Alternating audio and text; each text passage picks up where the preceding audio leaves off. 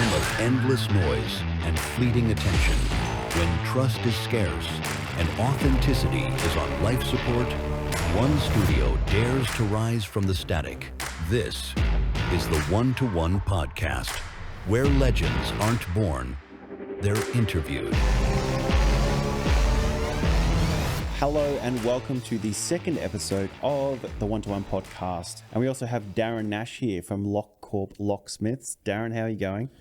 Good. Thank you, Shed, for having me. Very exciting to be here. Yep, awesome. So I'm looking forward to understanding more about your business and talking a little bit about B&I as well.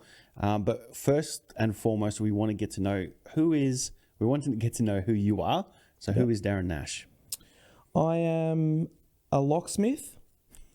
That's my main title. I'm a husband, father to four. I still consider myself a small business owner and hopefully taking that to the medium to large size in the future. Fantastic. Tell us a little bit more about your business and let's start with what are the major kind of goals of your business? Sure. So from July 1st, my own business that I built up for the last 6 years with the help of B&I has been appealing to my two business partners for us to merge our businesses together.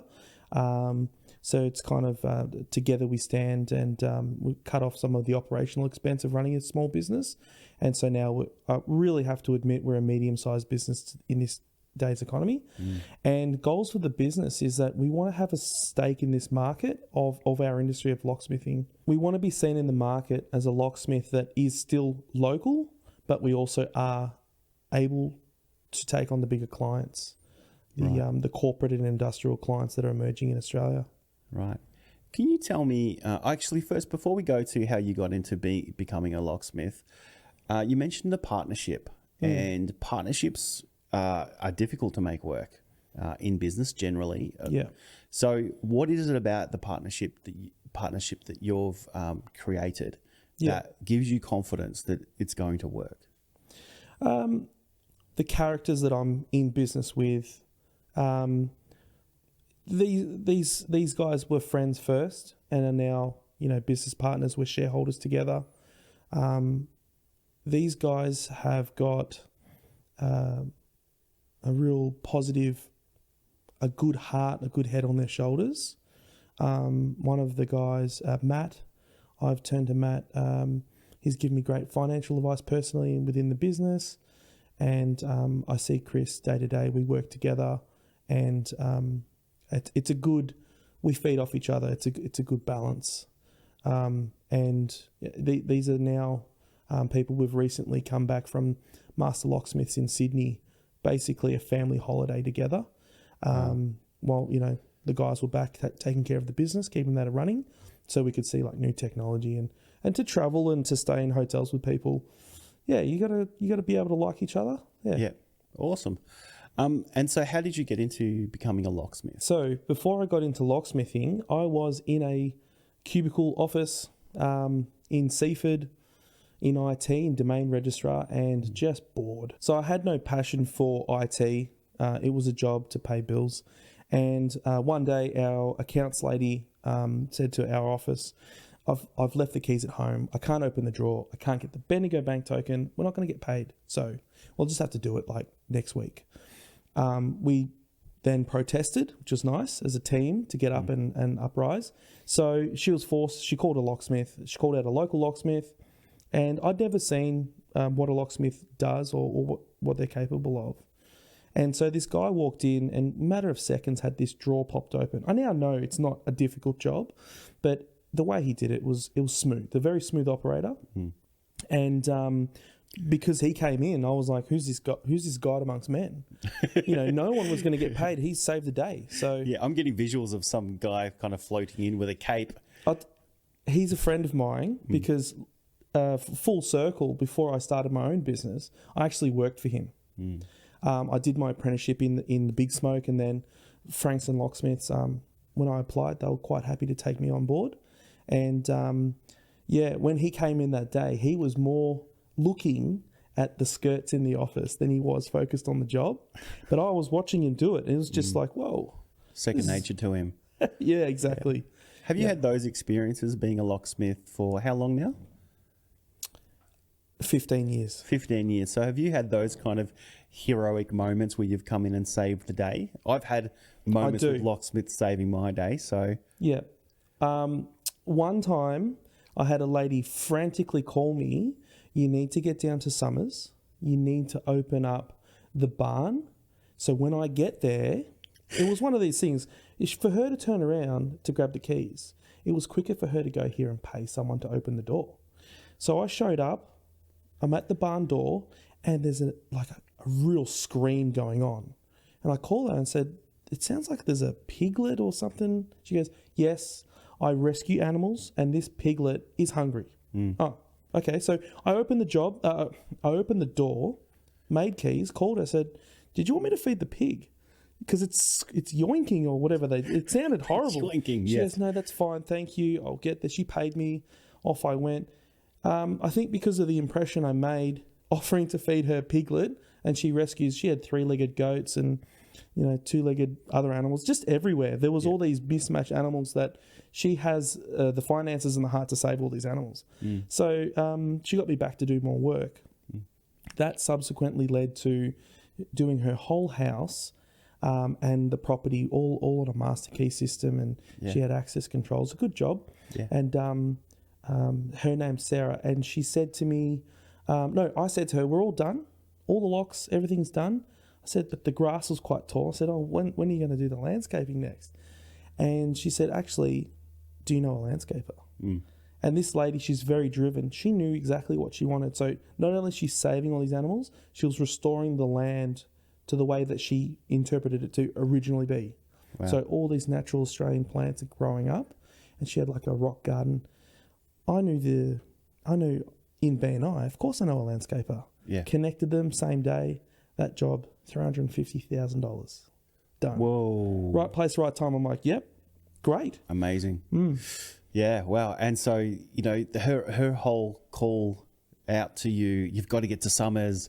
She was stressed. I've got Mission Impossible kind of, this message will self-destruct if you don't get there. Had to get right there now. on time. Yeah. Yeah. So you're like 3 times a week saving people's lives. And not that and much piglets. these days, but it's definitely, sometimes it is the joy of the job that you are able to help someone in their time of need.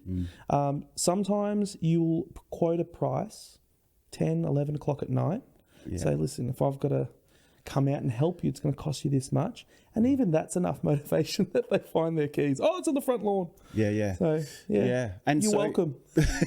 So with there's a lot of talk at the moment about crime rates and things like that in Melbourne. Yeah. It's obviously important to have your home secure.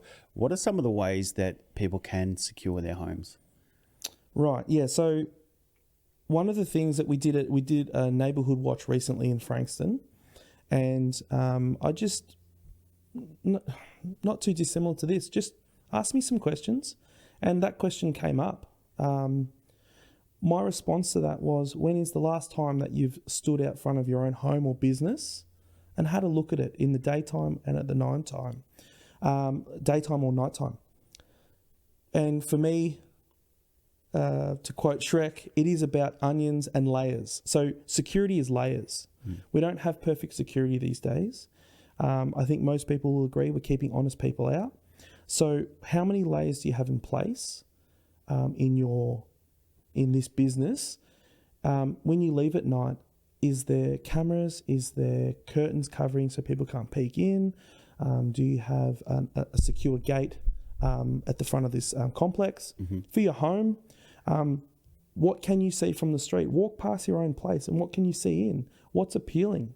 So not too many people are getting their flat screens stolen these days, but car keys, when you see the car parked on the street or in the driveway, that seems to be a very big pain point in Melbourne at the minute, cars getting stolen. So there are ways to secure that key. There are ways we've just partnered with a supplier called Steel Stopper, and it is an aftermarket system put into your car. It basically will disable the throttle pedal. It's a product that's been proven to work in South Africa for car theft. Yeah. So they, one way or another, will get your car key or start the car without your key, this eliminates them to be able to drive off. Right. They've found by not forcing them to not be able to steal the car, it's a bit of a strange one, there's less damage involved. If and when they have stolen the technology or stolen your car key, the car is just parked around the corner undamaged. They're not getting away. Yeah, and if they approach you about, obviously the locks and what kind of locks they need to be as secure as possible, how do you kind of, I guess, consult through that process for them? Yeah. So the way we're trying to run our business is that we've got a very two-way open communication with any client, whether they be major or just a one-off cash customer sale. We want to be able to give them, we try to empower them to give us as much information so that we're not waiting to get out to site. We can't be everywhere at once. Yeah. So they send us photos, measurements. We're able to get realestate.com, layouts of the house, all this information we can interpret and say, right, we can see you've got a 5-bedroom house, 4 entry points. We can talk about if it's a house on a block of land. There's pretty much no limit to how much locks and security we can put on doors and windows. But now that we're getting more multiple tenancies these days, especially in the Frankston Foreshore area, there's multiple apartments going up. There is building codes we have to adhere to. And so we're always open to talk to our clients to give them the right advice, because walking down the lock aisle in Bunnings isn't necessarily going to increase their security, but also not go against the building code, which could void insurance. Gotcha. Right. Yep. Now, I've heard some horror stories of locksmiths going around that are pretty shonky. Do you hear similar stories or know of what their tactics are? Yes. So our LockCorp Locksmiths, we're a part of the Master Locksmiths and a part of the Locksmith Guild. This is something we want to be a part of from day one, and where we're moving as an association. And what we want to do, what our the directors in the Master Locksmiths are doing, is trying to take back the control of the word locksmith. So anyone advertising that they do locksmithing, we want to see them a part of our association, the correct signage, uniforms, insurances, all that. Because there are scams out there for $45, for $29. And if it's too cheap, if it sounds too good to be true, chances are the person showing up is going to have no skill, no manners, damage your property, demand a lot of money off you. It is like nearly a running joke, the amount of money we've seen invoiced to these clients. I've seen as high as $4,000 on a public holiday. Wow. I mean, to some people that's their life savings, and the headspace they're in, where they're locked out, they can't find the keys to get into their home, they're vulnerable, and that's what people are preying on. So for us, with our industry, we're trying to move forward that anyone that says, I'm a locksmith, this is a service we offer, locksmithing, we want them to be accredited, a part of our industry. And so one big red flag is if they're charging something that seems like it's too good to be true, it probably is. Yeah, that's right. Right. Any other big red flags apart from if they come like without a uniform or without a branded vehicle, or look for those kind of signs? I would say a uniform, a business card. We're trying to push all locksmiths to have a security license in this industry as well. Other states have legislated it. So in Victoria, to be a part of the Master Locksmiths Association, you do need the private individual security license. But I wouldn't say necessarily they have to have a branded sign written vehicle. The reason I say that is our own industry is getting targeted from crime syndicates finding locksmith vehicles parked up that have scan tools, these sort of high-tech tools that we buy legally and are licensed to use. And this is completely to create new car keys. And that technology in the wrong hand is how cars get stolen and drive off in the middle of the night or the middle of the day. So some people smartly have they're unsigned written, but their vans and cars are alarmed. And so what would you say are some of the nicest things that your clients have said to you or said about you? Said about me? Yeah, okay. you or LockCorp.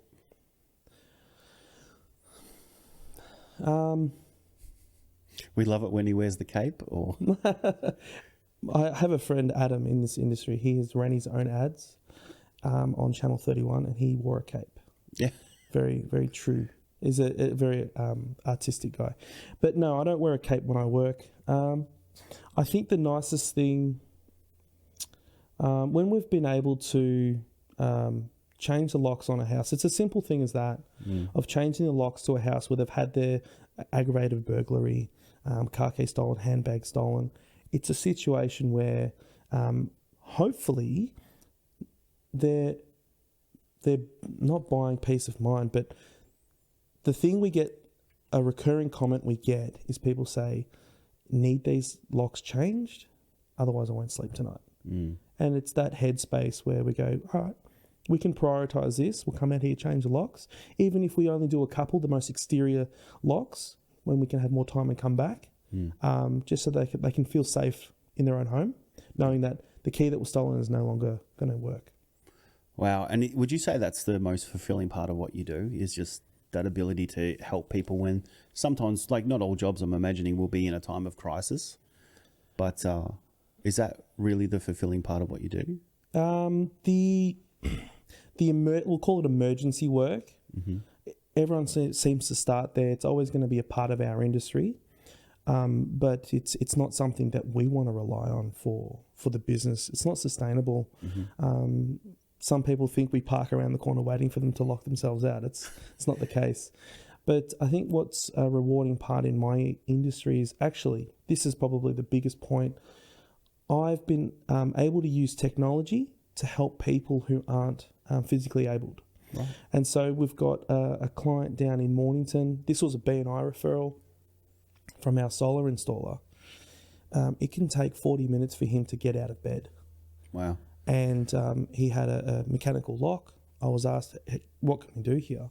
And so a digital lock connected to his smartphone, despite his limited hand mobility, very fluent on his phone.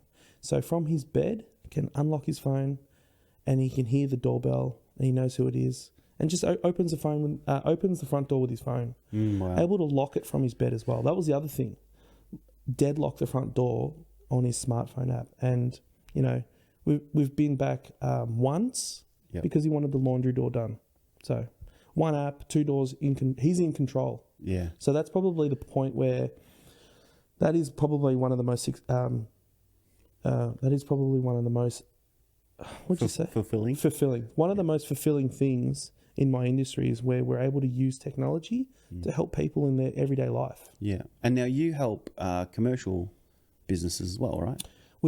So we have just quoted for an NDIS built set of townhouses in the, I think it's towards Dandenong region. Yeah. And what we're quoting on is for power automated doors. So if you're in a wheelchair or just have limited mobility, you'll be able to keypad or use your smartphone. And it's the same greeting you get from a commercial building where the door opens for you. And once you walk through, then it will gently close for you as well. There's no slamming of doors with the wind. So for someone to come home to that, the technology's become more available, where typically you'd see it in a commercial environment. We're now being able to help people who are like on the NDIS register. Yeah, right. That's amazing. And so I'm going to throw you a curveball. If I had a friend, if I had a friend who said to me, look, I've had this horrible experience with this locksmith. I never want to use them again. Can you recommend a locksmith? And I say, hey, actually, I know this guy, Darren from LockCorp. Yeah. You should use him because. Yeah. How would I finish that sentence? I would say I am passionate about my industry, and I would want to meet that person where they're at. So I'll give you an example. A lady on Long Island thought she had met a locksmith, and they weren't. They were a scammer. They damaged her lock. She couldn't still get in, and she called the police, so they fled, which is good. She had the courage to fight this person who was screaming at her, and she's like 75 years old. Wow. So I came and met her, and I told her I would be coming in a signed written vehicle, gave her a business card, showed up in a uniform, and she was a bit skittish because unfortunately she thought she had met a locksmith, and this is just, person screaming down at her. It was an easy fix. I had quoted her. I told her I'm not going to charge, and I apologised to her. I said, listen, you've never met a locksmith other than today, and I don't want you to have that thought that that other person has left you with a bad experience. That's not what I'm about. That's not what my industry is about. We're about security and safety, and I've never heard from her again.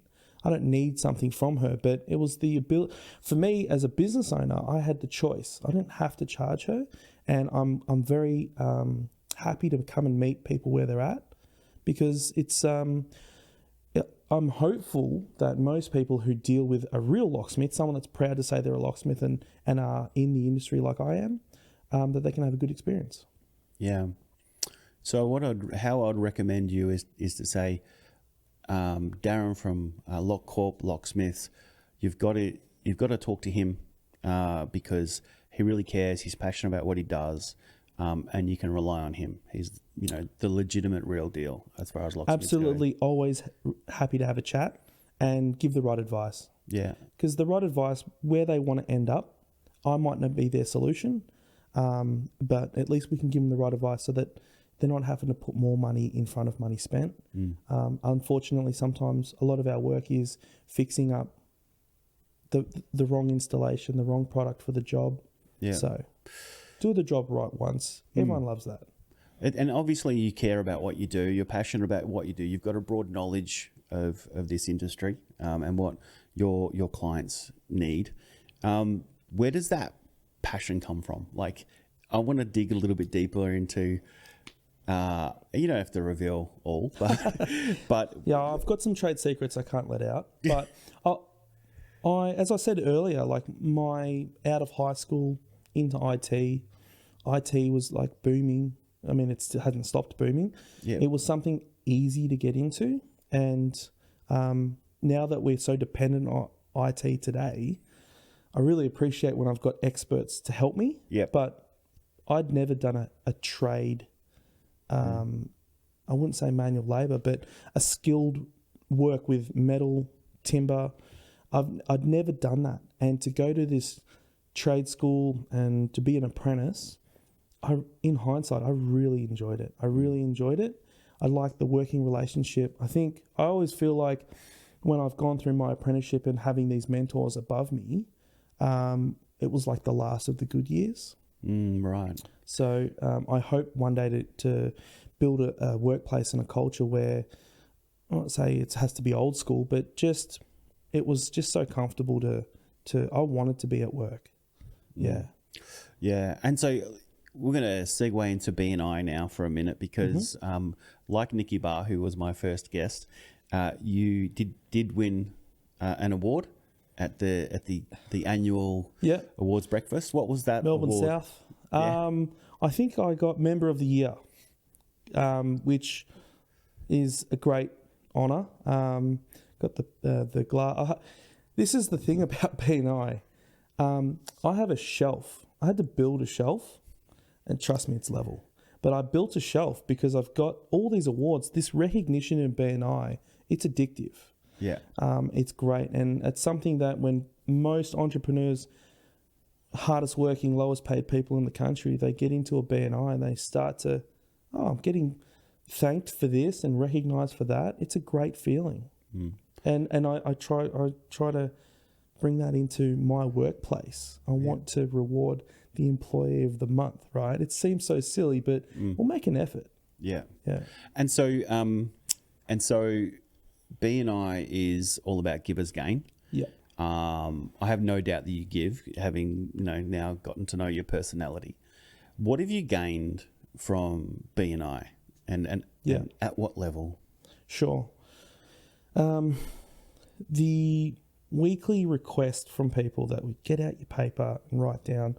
I've learnt so much about all these different industries, from how and when you should divorce to interior decorating and staging, and we've got 3 different electricians in our chapter, solar, commercial, domestic, and everything that they do. Like, I've got such an insight into how other people run their businesses that it does help me when I'm trying to quote for a solution, if it's a commercial or a residential customer.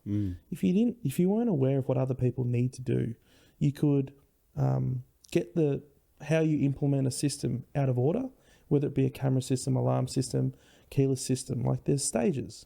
Like, you want to be at a frame stage. The cables are easily run. Do it the other way around. Costs the customer more time on site. Those little nuances are really good insight from learning from my chapter. And I guess from your customers' point of view as well, you're not just bringing LockCorp, the locksmiths. You've got a huge network of other services and suppliers and whatnot that you can help them with other things as well, just by giving those referrals out. Interested to know where you get your business from. Where does that come in from? Yeah. So when I've gone through the merger from July 1st and just getting the fine tuning of what we can offer and changing my weekly request, it is essentially that this business, LockCorp, which is merged from 3 individual businesses, we're offering every aspect in the industry. Typically, you don't want a one-stop shop because they won't specialize in something. I truly believe we have the skill set. We are specialized in auto, specialized in safes, specialized in security screens, fire compliance, building compliance, pool compliance. We are across this. This is the work we do daily. And so I've been specifically coming to my chapter and saying, hey guys, this is a new product we've got. This alleviates factory entry doors or whatever it might be. So we're still able to be specific in the services we offer, but our catalog is so large. Yeah, amazing. So and so there's referrals, even as your business is growing and you have more offerings. Those referrals are coming from BNI or Google or? Okay, this is because it's so new. We are trying to find where our leads are coming from, and I've got the tracking category of BNI word of mouth referral, and I'm probably confident in saying for our whole business of 3 businesses, 40% is deemed to be the word of mouth BNI.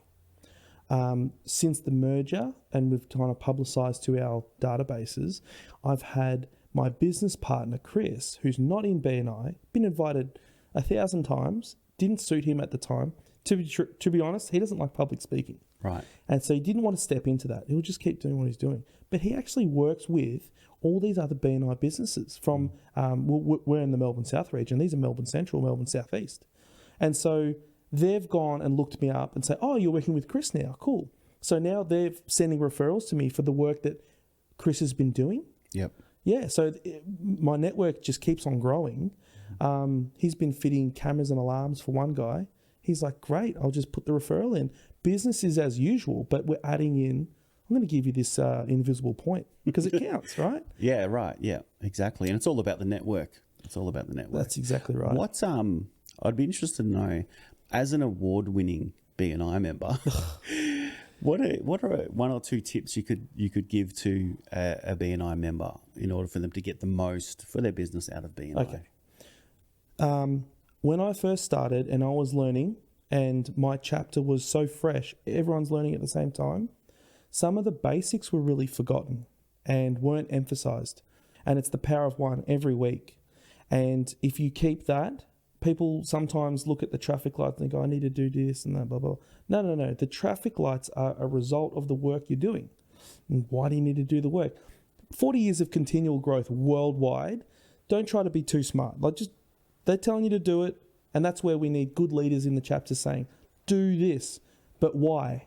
Well, you do the power of 1 every week. Yes, your traffic lights will display, but you will know, like, and trust everyone in your chapter. Go outside of your chapter, visit another chapter, introduce yourself, do the speed networking, and it's extra hours in BNI as a business owner, you get so bogged down with, well, if I'm not on site, I'm not invoicing, I'm not making money. But by building these relationships and catching up for the one-to-ones, how do you know who you're sitting across? How do they know that you care, right? They'll know when you continually meet with them, and it's the giver's gain. So it's like, I catch up with you. Shad, what are you looking for? What's your ideal client?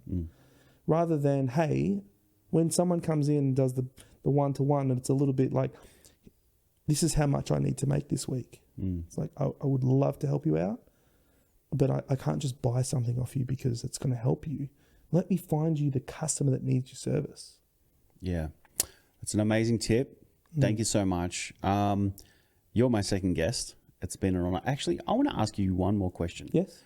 Because there's one question in the Gains profile that I don't think we've covered. Okay. What is a special skill that you have that most people don't know about?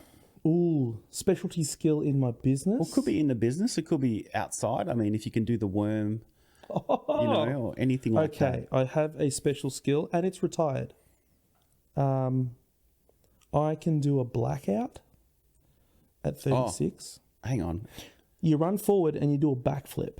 Oh, like when you're jumping off a pier or something? Yeah. Right.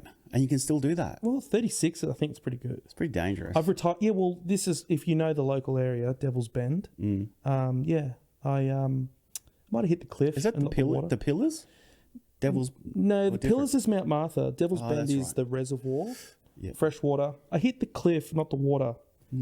So I suppose the lesson here is don't wear Crocs. You got a bit of crazy about you then. I have to settle down. Yeah. I have so much to live for. So no more cliff jumping. Just I'll walk into the water from now. Awesome. Thanks Is that for a special skill? I think it is. Oh, I hang can't on. do it. Yeah. What about interests? Did we do interest? We didn't do interest. I'll tell you some real quickly. I think when you reach past 30, how do you know? Well, your knees click every time you bend down. But also, some of my friends have gotten into bird watching. Right. I cannot let go of coins that are the specially minted ones. You sit there and you flick through them and you... Like I'll get my searching. change. I still pay with cash. And I get change and I look at it and go, that's a bluey coin. I can't let that go. And my wife has encouraged this habit. She bought me a wallet. So I've got this like picture book where I stick all my coins. You got that locked up in a safe? I do. Good. Amongst all the other trade secrets. But yeah, apparently I'm a coin collector now. Nice. All right. Backflipping coin collector. Yeah. All right. Awesome. Thank you, Darren Nash, for being my second guest. Thanks, Chad, for having me. It's been amazing. And we'll say goodbye on that note. So thank you for listening to the one-to-one podcast, and look forward to bringing you more of these. Ciao. Thanks. Am I allowed to say ciao? Yeah. Yeah, very important. In a world on the brink of cognitive extinction, armed with nothing but microphones, caffeine, and questionable business advice, the cast of The One-to-One rise again. Recorded in the Assertive Media Video Podcast Studio, deep in Melbourne's southeast. Yes, it's for hire. This is The One-to-One Podcast, saving humanity, one slightly awkward handshake at a time.